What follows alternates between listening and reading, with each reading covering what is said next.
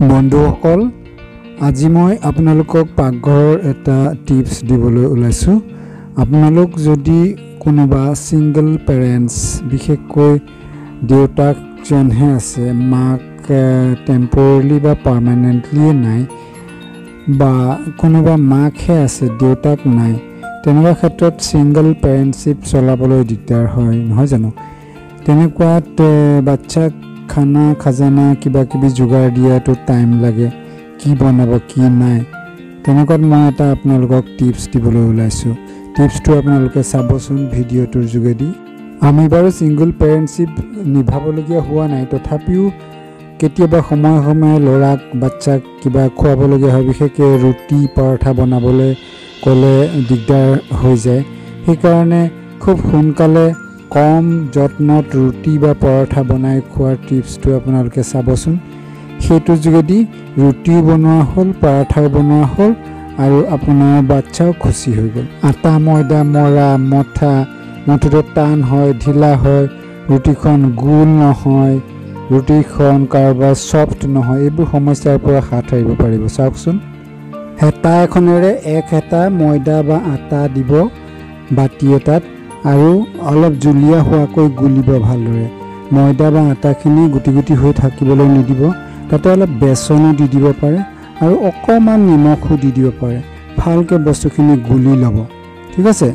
এতিয়া গৰম কৰি থোৱা টাৱাখনত সামান্য তেল বা বাটাৰ দি গোটেই টাৱাখনত তেল বা বাটাৰখিনি বুলাই ল'ব। তাৰপিছত এই বুলোৱা টাৱাখনৰ ওপৰত আপুনি গুলি থোৱা আটা বা ময়দাখিনি এনেকৈ দি দিব, যাতে টাৱাখনৰ গোটেই জেগাখিনি আগুৰি ধুনীয়া ঘূৰণীয়া এটা ৰূপ লয়। তেনেকৈ বুলাই দিব আৰু খন্তেক সময়ৰ কাৰণে ঢাক মাৰি দিব।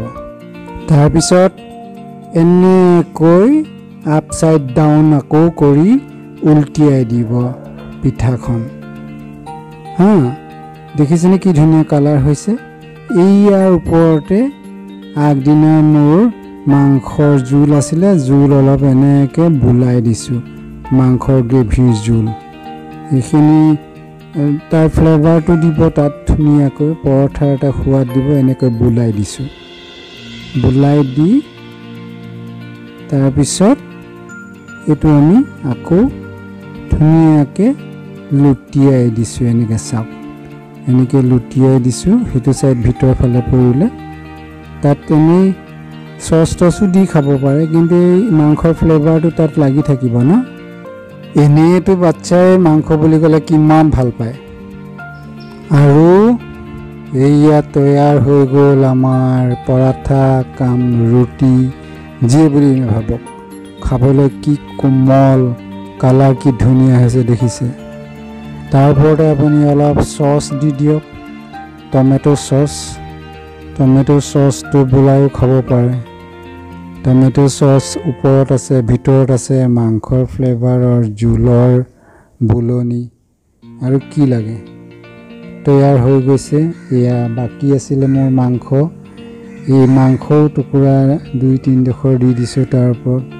মাংসৰ টুকুৰাৰ সৈতে এয়া কোমল পৰাঠা বা ৰুটি, ইনষ্টেণ্টলি বনোৱা, খাই কিমান ভাল লাগিব। খাই চাবচোন এবাৰ, ল'ৰা ছোৱালীবিলাকেতো পচন্দ কৰেই।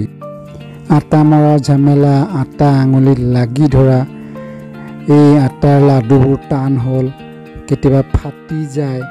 তাৰপিছত আকৌ ৰুটিখন বনালেও টাইট হয়, অলপ পিছতে খাব নোৱাৰা হয়। এইবিলাক প্ৰব্লেম নাথাকে। কিছুমানৰ শুকান ৰুটি খালে বুকুত বাৰ্ণিং হয়, তেনেকুৱা কথাও নাই। ল'ৰা ছোৱালী মানুহক এতিয়াই বনাই দিব লাগে। এতিয়াই বনাই দিবলৈ লাগে বুলি কওঁতে আপুনি 2-3 মিনিটতে এনেকুৱা এখন ৰুটি তৈয়াৰ হৈ যায়। আৰু আপুনি এনেকৈ ধুনীয়াকৈ পৰিৱেশন কৰি দিব, কিমান ভাল পায় সিহঁতি খাবলৈ। খাই চাবচোন এবাৰ, ল'ৰা ছোৱালীও খুচ, আপুনিও খুচ, কাৰণ ৰুটি বনাই থকাৰ ঝামেলা ইয়াত নাই। প্লাছ সিজা নিসিজাৰ কথা নাই। আপুনি পানী খুলখুলীয়াকৈ গুলি দিছে, আপুনি ঢাকন মাৰি দিছে, তাৰপিছত ৰুটিখন কোমল হৈ সিজিছে। এইটো আচলতে এটা বেছিক ফৰ্মুলা, গম পায়নে?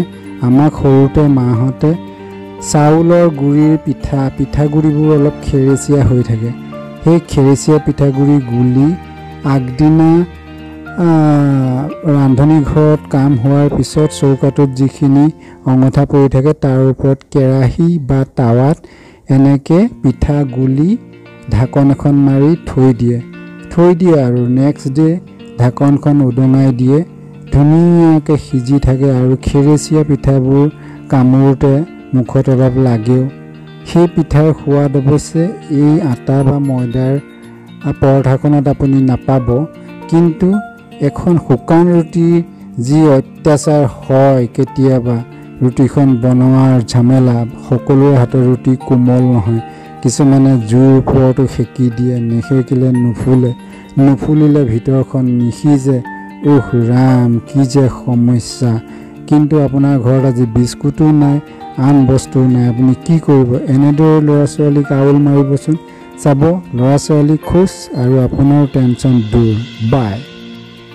পাকঘৰৰ শ্বৰ্টকাট টিপছ শিকাই বনোৱা ভিডিঅ'টো ভাল পালে লাইক কৰিব, কমেণ্টো কৰি জনাব পাৰে ভাল পালে নে বেয়া পালে, আৰু মোৰ চেনেলটো যদি এতিয়াও ছাবস্ক্ৰাইব কৰা নাই ছাবস্ক্ৰাইব কৰি ল'ব, আৰু আপোনাৰ বন্ধু বান্ধৱ শুভাকাংক্ষীসকলৰ মাজত শ্বেয়াৰো কৰি দিব পাৰে। বিশেষকৈ ছিংগল পেৰেণ্টছসকলৰ বাবে উপযোগী হ'ব। আপোনাৰ এটা লাইক, শ্বেয়াৰ, ছাবস্ক্ৰিপশ্যনে আমাৰ বহুত মনোবল বঢ়ায়, যিটোৰ বাবে আপুনি একোৱেই নেহেৰুৱায়। ধন্যবাদ।